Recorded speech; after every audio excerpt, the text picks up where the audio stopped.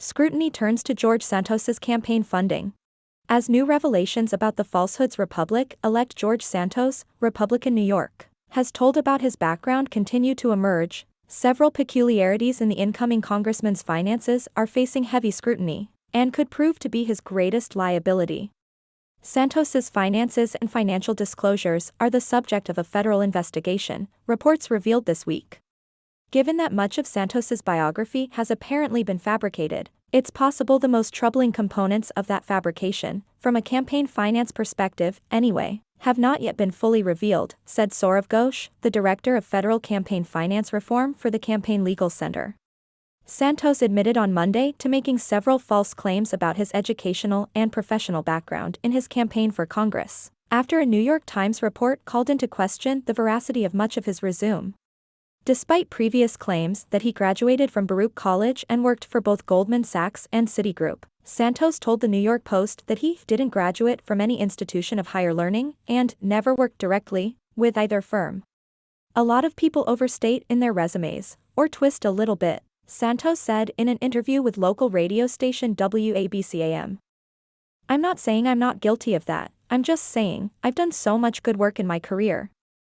I'm not a criminal who defrauded the entire country." However, the discrepancies in what Santos has said about his background go beyond his resume, according to recent reports. After previously claiming to be a proud American Jew, whose maternal grandparents fled anti-Jewish persecution in Europe during World War II, for instance, Santos told the New York Post on Monday that he identifies religiously as Catholic and that he never claimed to be Jewish. The Nassau County, New York, District Attorney on Wednesday announced an investigation into Santos over the false claims.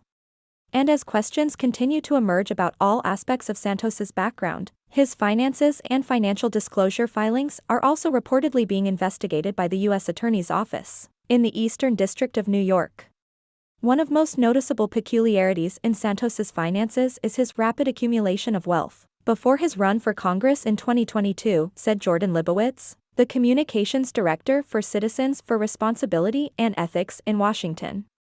Santos provided his own campaign with a loan of $700,000, apparently from the $750,000 salary that he reported earning from his company, the DeVolder Organization, in his most recent financial disclosure.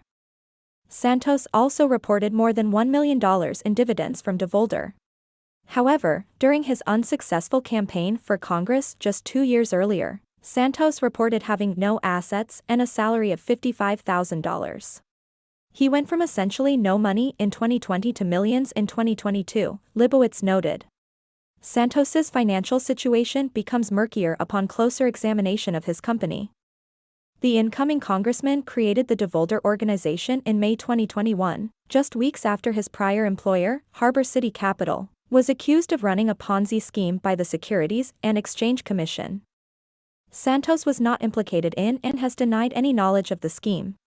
It remains unclear what exactly DeVolder is, as little information exists online about the company, and Santos has given several different explanations as to its function. On his campaign website in 2021, Santos described the company as his family's firm, and claimed to oversee assets worth $80 million there.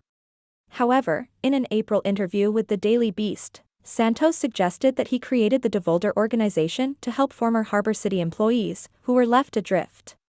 On his 2022 financial disclosure form and in a recent interview with Semaphore, Santos described DeVolder as a capital introduction business that included deal building and a specialty consulting for high net worth individuals.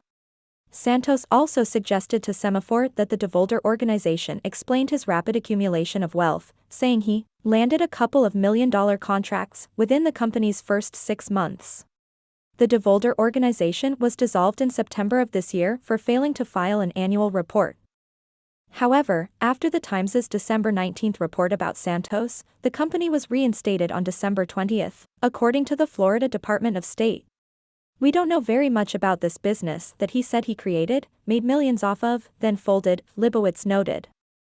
"It doesn't seem to have had any footprints anywhere." Libowitz and Ghosh both suggested there is a possibility the company was not legitimate, and was used to get around campaign finance limits. While corporations and individual donors face strict limitations on how much they can contribute to campaigns, candidates can give an unlimited amount to themselves.